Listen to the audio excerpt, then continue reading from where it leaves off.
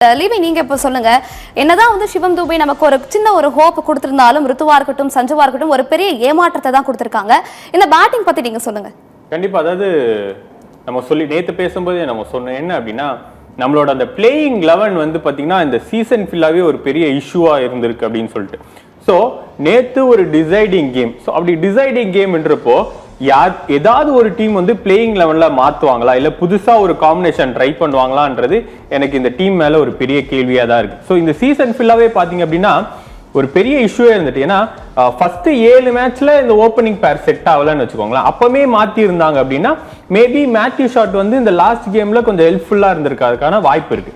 ஆனா இவங்க லாஸ்ட்ல ஒரு டிசைடிங் கேம்ல தான் வந்து இந்த பிளேயிங் 11ல பாத்தீங்கன்னா மேத்யூ ஷாட்டை உள்ள கொண்டு வந்து அதுலயும் முக்கியமா ஓப்பனிங் ஸ்பாட்டை வந்து கொடுக்கறதுன்றது எனக்கு எந்த மாதிரி ஒரு சேஞ்ச் அப்படின்னே தெரியல. அதுதான் எனக்கு தெரிஞ்சு ஓவராலாவே பாத்தீங்கன்னா அந்த பேட்டிங்கோட காம்பினேஷன், அந்த பேட்டிங் ரொம்ப டவுன்ஃபால் ஆனது காரணம் எனக்கு தெரிஞ்சு நேற்று இந்த பிளேயிங் 11 சேஞ்ச் பண்ணது தான். ஏன் அப்படின்னா ஓப்பனிங் வந்து பாத்தீங்கன்னா சஞ்சு ஆல்ரெடி ஜிடி பேட்டிங் பண்றப்போ சஞ்சு ஒரு இன்ஜரி.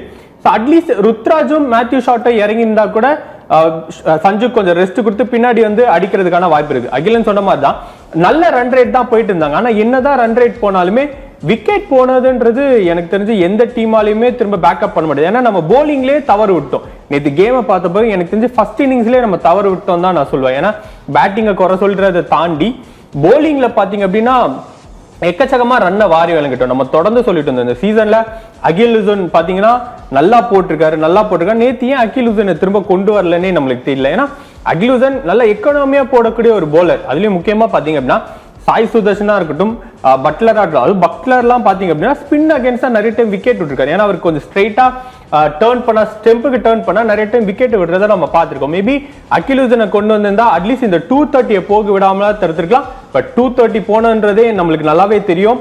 கண்டிப்பா சிஎஸ்கேனால இதை சேஸ் பண்ண முடியும். ஏன்னா இந்த சீசன்ல 14 மேட்ச்ல ஒரே ஒரு டைம் தான் அந்த 200 சேஸ் பண்ணாங்க, அதுவும் ஒரு 6 வருஷம் கழிச்சு. ஸோ அப்படி பார்க்குறப்போ திரும்ப இந்த 230, அதுவும் முக்கியமா ஜிடியோட போலிங் நீங்க பாத்தீங்க அப்படின்னா பயங்கர ஸ்ட்ராங்னே சொல்லலாம். சிராஜ்லாம் நேத்து என்ன மாதிரி மைண்ட் செட்ல வந்தாருன்னே தெரியல. ஃபர்ஸ்ட் ஸ்பெல்லே 3 விக்கெட் தூக்கிட்டார். ஸோ அந்த 3 விக்கெட் அது ஃபர்ஸ்ட் பால்லே விக்கெட் எடுத்தோன்னே தெரிஞ்சிச்சு. ஸோ சஞ்சு விக்கெட் போனோடனே இந்த 230 நம்மளால அடிக்க முடியாது தெரிஞ்சிச்சு. பட் ஆனா நீங்க சொன்ன மாதிரி தான் தூபே ஒரு நல்ல கேமியோ ஆனார். ஆனா இது அவர் இந்த சீசன் முன்னாடியே பண்ணிருக்கணும். பட் லாஸ்ட் மேட்ச்ல வந்து பண்ணது லாஸ்ட்ல நம்மளுக்கு பாய் சிஎஸ்கே அப்படின்னு ஆயிடுச்சு. ஸோ சிஎஸ்கேவோட இந்த வருஷம் எண்ட் ஆயிடுச்சுன்னா ஸோ இதுக்கப்புறம் அடுத்த சீசனுக்காவது இவங்க நிறைய சேஞ்ச் பண்ணாங்க அப்படின்னா அட்லீஸ்ட் எனக்கு தெரிஞ்சு ஓவராலா டீம் சேஞ்ச் பண்ணோம் அப்படின்னு தான் சொல்றேன்.